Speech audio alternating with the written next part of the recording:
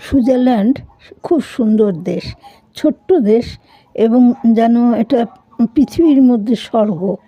এখানে এত সুন্দর মানে পরিবেশ আর এত সুন্দর আর কি লোকজন, আর জনসংখ্যা খুবই কম এবং এখানে মানুষের জীবনযাত্রার মান খুবই উন্নত এবং এত সবুজ এবং পাহাড় হ্রদ মানে মিলিয়ে এত ভালো দেখতে।